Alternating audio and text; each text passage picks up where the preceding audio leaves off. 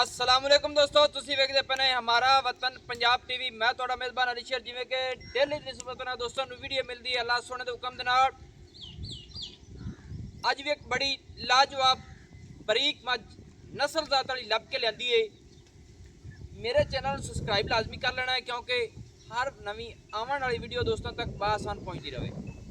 Cameraman मज नज़र उगाओ, कोशिश करांगे कि वीडियो पूरी सुनी बने और मज की पूरी डिटेल मालिक के अल्फाज ली जाए। माशाअल्लाह इत्थे मज दी पूरियां करनियां तसलियां अल्लाह की मेहरबानी नाल मज के पूरे जिसम ते नाड़ नज़र आएगी। जेड़ी मज के जिसम ते नाड़ा नज़र आवेंगियां इंशाअल्लाह वो मज दुध की नहर होंदी है और मज टुरदी फिरदी दी पूरी तसली कर लेनी है। निक्के अगू मोड़ी मज नूं कि मझ नूं रब ने हवाना बड़ा ही लाया है, कमाल हो गई। मेरी समझ के मुताबिक फुट तो भी ज़्यादा चौड़ाई च माशाअल्लाह और फुट ही पिछा ली फिरदी है। मझ का हवाना चवां साइडां ते पूरा है, हो सकता है ये मझ अगाड़ी पिछाड़ी का दुध बराबर रखती हो। कोई धुन्नी नहीं, कोई कोड़ी नहीं, सिंगी मकूल मुनासिब छोटी जी दौड़ वेखनी है, मोढे ठप्पे हुए, हर चीज़ अल्लाह की हुक्म के नाल क्वालिटी वाली है, नस्ल जात वाली है। मालिक नाल करने गल्लां। अस्सलाम वालेकुम जी, मेरे नेड़े आओ। निक्या की हाल है? ठीक ठाक जी, तकड़ा है, सेहत ठीक है? अच्छा जनाब, पहले नंबर ते ये दस भी अपनी मझ सूआ कितना सुनी है? तीसरा जी। तीसरा माशाअल्लाह दोस्तों, तीसरा सूआ मझ सुनी है।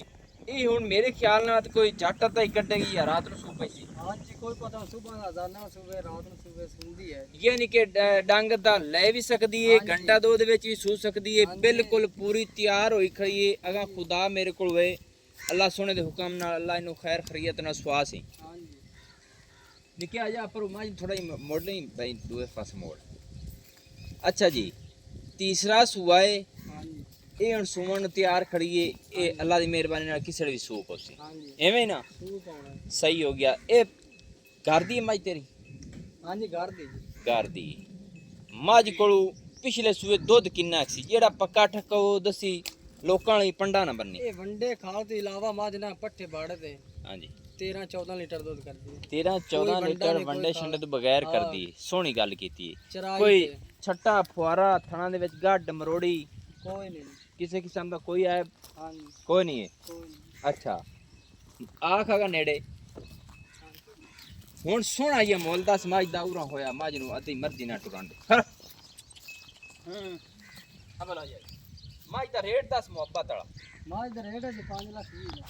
5,20,000 रुपया। हाँ जी, इहदे विच कोई है प्यार मुहब्बत? मैं तो प्यार मुहब्बत करते हैं। पक्कियां ठक्कियां गल्लां करी तो स्वाद आवे सच्ची रेट तुम्हारी वजह से 60 तो तुसी मेरे को आए ना। जी। पूरे 5 दी मैं देता। पूरे 5 दी? हाँ जी, 5 दे विच भी है कोई गुंजाइश? नहीं गुजारिश नहीं कोई है। दोस्त चलते आंदा है, असी भी सफर करने हैं, असां भी विच दुआनी लेनी होती है। हट जा, तो बहुत सारे देखा जैसे कोई किराए होया था इंसान। मौके ते देखा जा। हाँ जी, माशाअल्लाह दोस्तों, कोशिश करदा थोड़ा वीर कि 5 तो भी कुछ रियायत होवे ते पूरी करावांगे। इत्थे पूरी टुरदी फिरदी मझ दी तसल्ली कर लेनी है। नंबर अपना व्हाट्सएप वाला जेड़ा हुंदा है 0301 65 29 776। तहसीलो ज़िला अपना पाक पतन शरीफ है, डाकखाना होता है। तरीफा सुन रब दियां ने। मझ दी तुसी आप तसल्ली नाल वेखनी कि वीडियो मेरी कोशिश ये है कि वीडियो छोटी तो छोटी बने, लेकिन मझ दी तसल्ली करनी है कि पूरी बरीक है, डोर वर्गी पुछड़ है, मझ दे 9 गसे हुए, इंद्रियां चकी हुई, मोढे ठप्पे पट्टन दी पलवान, हर पासू अल्लाह दे हुक्म दे नाल पूरी है। लेना देना नसीब दा है। मैनू होण दिओ इजाज़त, नवीं और अच्छी बेहतरीन वीडियो लैके हाजिर होवांगा। अल्लाह हाफिज़। पाकिस्तान जिंदाबाद।